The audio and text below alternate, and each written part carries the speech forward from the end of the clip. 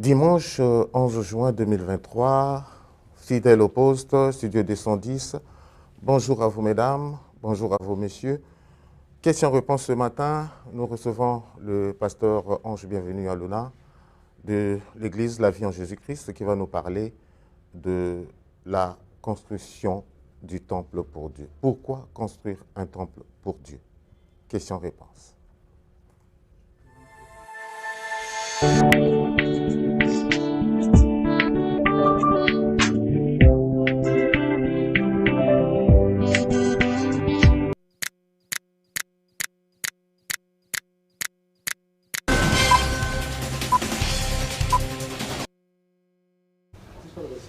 Bonjour, pasteur. Bonjour, monsieur le Très journaliste. heureux de vous recevoir ce matin sur notre plateau. Merci beaucoup. Alors, pourquoi bâtir un temple à Dieu? Pasteur Aluna, l'église La Vie en Jésus-Christ a présenté dimanche dernier la maquette de son temple. Dites-nous, quelle est l'importance de construire un temple pour son Dieu? Merci beaucoup, monsieur le journaliste. Vous savez, dans le Nouveau Testament, deux mots grecs sont utilisés pour désigner le temple. Il y a Héron, il y a Naos. Alors, lorsqu'on parle d'Héron et Naos, donc nous avons deux catégories de temples. Héron parle de Héron, c'est un temple matériel. Nous avons l'église locale, nous avons le temple de Salomon, Salomon qui avait bâti un temple. Un temple à Dieu, oui. Puis nous avons le tabernacle de Moïse. Et cela nous conduit à Exode 40, verset 34, de Chroniques, chapitre 5, 13 à 38. Alors nous avons ce qu'on appelle Naos. Le Naos, c'est le corps du chrétien. La Bible dit que ne savez-vous pas que votre corps est le temple du Saint-Esprit. Et cela nous est confirmé dans le livre de 1 Corinthiens 3, le 16e verset. Et 1 Corinthiens 3, 1, 1 Corinthiens chapitre 3, verset 16 à 17. Ce temple, Naos, je dirais le temple chrétien. Alors nous avons l'église corps de Christ. L'église corps de Christ, Colossiens 1, 18, 18 à 24. Donc, vous comprenez, nous avons un temple invisible où on ne peut pas construire. Et nous avons un temple qui est visible, où on peut palper, on peut toucher. Alors, pourquoi maintenant bâtir ce temple? C'est-à-dire le temple qui est visible. L'église locale, comme Moïse, sous la recommandation de Dieu, a bâti, a construit le tabernacle. Salomon également. Alors, c'est pour fournir à Dieu une habitation, un lieu où il peut mettre son nom et y être adoré et fortifier son peuple. Alors, selon Exode 12, 25, le 8e verset jusqu'au 9e verset, la Bible dit, « Ils me feront un sanctuaire et j'habiterai au milieu d'eux. » Parce qu'un Dieu, dans l'ancienne alliance, son esprit qui descendait et repartait après avoir accompli la mission. Mais Dieu va demander, va prendre la décision de demeurer avec son peuple. Et c'est là où il a exigé à Moïse le tabernacle pour qu'il demeure. Et avec Salomon, c'est la même chose. Alors, 1 Roi chapitre 9, verset 13, Dieu va dire, quand Salomon va lui bâtir une maison, et Dieu va dire à Salomon, j'ai exaucé ta prière et ta supplication. Et pourquoi tu m'as... Ça dit, Dieu va lui dire, je sanctifie cette maison que tu m'as bâtie et pour que mon nom soit mis. Et Dieu continue à dire à Salomon, et j'aurai toujours là mes yeux et mon cœur. Donc, dans le temple, nous avons le nom de Dieu que Dieu place. Nous avons le cœur de Dieu et nous avons les yeux. De peur que Dieu ne peut pas se mettre dans son entièreté, sinon on va contenir Dieu dans nos temples. que nous baptisons. Oui. Donc Dieu met trois choses. Alors d'où, lorsque quelqu'un qui construit le temple touche le cœur de Dieu, parce que Dieu a mis son cœur à l'intérieur du temple. Donc nous comprenons que le temple, c'est un point de refuge. Nous avons vécu des moments de guerre ici. Les gens trouvaient refuge dans les temples. Oui, effectivement. Les gens allaient se protéger dans le temple. Alors, donc nous comprenons, le temple a une importance très capitale. Alors, la Bible nous dit dans Luc chapitre 7, alors, dans Luc chapitre 7, la Bible nous dit, c'est un centenier qui avait un serviteur qui était malade. Et lorsqu'il va entendre parler de Jésus, alors il va envoyer les anciens juifs pour aller plaider sa cause. Qu'est-ce que les anciens ont dit à Jésus? Cet homme aime beaucoup notre nation. C'est un point capital. Et cet homme a bâti une synagogue, c'est-à-dire le lieu de culte. Le lieu de culte, oui. Et quand Jésus a entendu, il a touché le cœur de Jésus. Il a touché le cœur de Jésus. Effectivement. Et Jésus est allé pour apporter la solution à son problème. Effectivement, l'Église La Vie en Jésus-Christ devait toucher le cœur de Dieu en bâtissant un temple à son nom. Dimanche dernier, comme je l'ai dit à l'introduction, l'Église La Vie en Jésus-Christ a présenté devant la presse la maquette du temple qu'ils vont construire.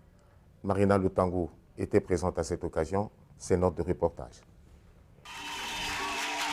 C'est par des cris de joie, des acclamations et des danses que les fidèles de l'Église La Vie en Jésus-Christ ont réagi en découvrant la maquette du nouveau siège de leur Église dimanche 4 juin 2023 à l'occasion d'un culte qui a réuni toutes les assemblées brazzavilloises de la dite Église. Une démo 3D du futur bâtiment R+2 avec une salle de culte de 1500 places a été projetée tout en présentant les facettes intérieures et extérieures de l'édifice. Donc c'est un projet qui se développe sur un R+2, ça veut dire le rez-de-chaussée plus 2 niveaux.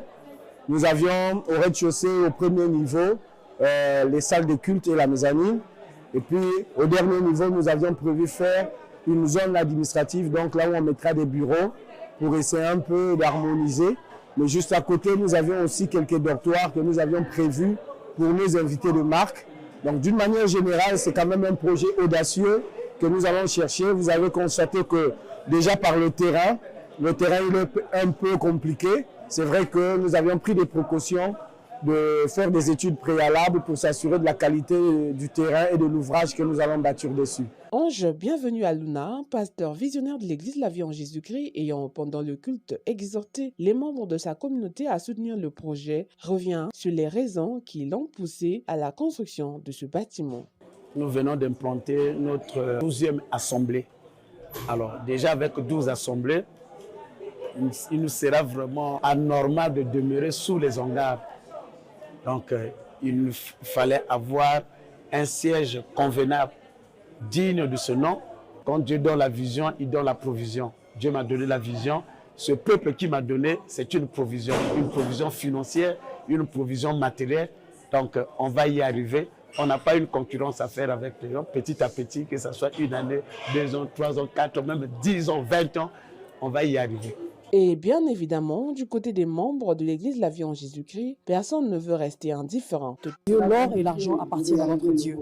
Alors pour nous, nous sommes très émerveillés et nous, vraiment, nous espérons que Dieu puisse nous bénir afin que chacun de nous puisse apporter sa main à l'édifice, afin que réellement que ce temple-là, que cette maquette-là soit une réalité. Le clou de ce culte a été la prière en faveur des fidèles qui ont pris l'engagement d'accompagner cette vision du nouveau siège de l'Église La Vie en Jésus-Christ dont les travaux de construction pourraient démarrer en août 2023.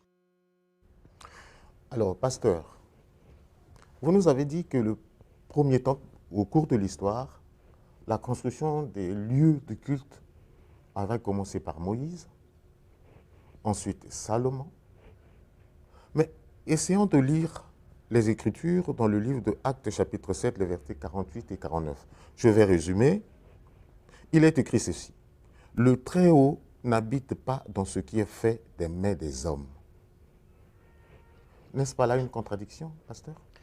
Non, il n'y a pas une contradiction. Parce que je crois que j'ai abordé cette question. Quand il dit, Dieu n'habite pas dans des maisons faites de la main des hommes. Ok. Dans l'Ancien Testament, Dieu, qui est un Dieu invisible, comme je l'ai dit, quand Dieu descendait, il accomplissait ses miracles. Il utilisait les prophètes, il utilisait les rois. Après avoir accompli sa mission, et son esprit se retirait, alors Dieu a compris qu'il est temps que je puisse demeurer avec mon peuple. Et là, il va ordonner à Moïse de lui bâtir une demeure qui est le tabernacle. Et quand le peuple marchait avec cette demeure, il y avait la victoire. Alors, Jésus-Christ va venir. La Bible nous dit, il va dire à Pierre, Pierre, sur toi, je bâtirai mon église. Qu'aucune porte de séjour de mort ne profondera pas contre elle. Quand il dit, je bâtirai mon église. Donc, il y a l'église invisible et il y a l'église visible. Donc, l'église visible, c'est cette église locale. Nous avons la vue en Jésus-Christ et nous avons toutes les églises que vous connaissez. Et nous avons l'église corps de Christ, qui n'est pas une église qu'on peut palper. Donc, après, quand Jésus-Christ est venu, et ce temple-là, je dirais qu'avec la nouvelle alliance, cette autorisation nous a été donnée. Et Jésus-Christ, il a inauguré, il a donné un point de départ, il a parlé. Et donc, ce n'est pas un péché aujourd'hui de bâtir une maison à Dieu, ce n'est pas une contradiction. Dieu qui est le maître du temps et des circonstances, et avec la nouvelle alliance, c'est possible de lui bâtir. Alors, pasteur, nous avons suivi le reportage, on a vu c'est un très beau bâtiment qui sera en construction. Alors, que dites-vous au peuple de la vie en Jésus-Christ? Non, oui, le peuple de la vie en Jésus-Christ, le temple n'est pas seulement pour le peuple de la vie en Jésus-Christ, mais le temple d'abord, c'est une fierté pour le Congo. Parce que j'ai pris, les hommes passeront, mais le temple va demeurer. Nous avons par exemple Sainte-Anne. Qui est devenu un patrimoine. Voilà, ça fait combien de siècles, combien des années. Et vous allez au niveau de Sainte-Anne, les messes de Requiem, s'il n'y avait pas ce temple-là. Vous avez dans Sainte-Anne, que dirais-je, les gens qui emmènent les enfants pour sortir. Et il y a beaucoup de choses. Les cultes d'action de grâce. C'est devenu un site touristique. Voilà, donc j'aimerais dire aux bien-aimés, au peuple d'abord de la vie en Jésus-Christ, c'est un défi pour nous. Nous devons nous lever afin d'être unis, de faire un travail de fourmi, afin que cet édifice, que ce temple, ce projet, que nous allons jusqu'au bout. Alors, aux bien-aimés qui me suivent, toi qui es depuis dans ta maison, là où tu te trouves, nous avons dit que le centenaire romain, si les anciens juifs ont plaidé sa cause auprès de Jésus, Jésus était très sensible quand Jésus a entendu que cet homme a bâti une synagogue, a bâti un lieu de culte. Jésus était sensible, il a réagi. Donc, le temple ne concerne pas seulement les chrétiens, mais là où tu es, quand tu contribues, parce que le temple est sacré, quand tu contribues dans l'édification, quand tu apportes quelque chose, sache-le que tu vas attirer l'attention de Dieu envers toi et le Seigneur va accomplir ses merveilles. Merci beaucoup, pasteur Aluna. Nous sommes arrivés au terme de notre entretien. Alors, vous allez donner vos coordonnées et un dernier. Oui, avant de nouveaux coordonnées, j'aimerais donner encore un rendez-vous au peuple de Dieu. Ce samedi, il va y avoir un culte de la nation. Un culte de la nation au palais de Parlement avec l'apôtre Edgar. Ne manquez pas à ce grand rendez-vous sacré. Alors, je suis au 00 663 71 52 00 242 663 71 52. Et avec ce numéro, vous pouvez m'appeler et vous pouvez cliquer dans WhatsApp et vous pouvez m'écrire également. Et vous pouvez également cliquer dans réseau Facebook, Église La Vie en Jésus-Christ, vous allez avoir toutes nos coordonnées. Merci, pasteur. Bienvenue à Aluna. Studio 210 continue avec M. Walid Ahmad, le temps du réveil.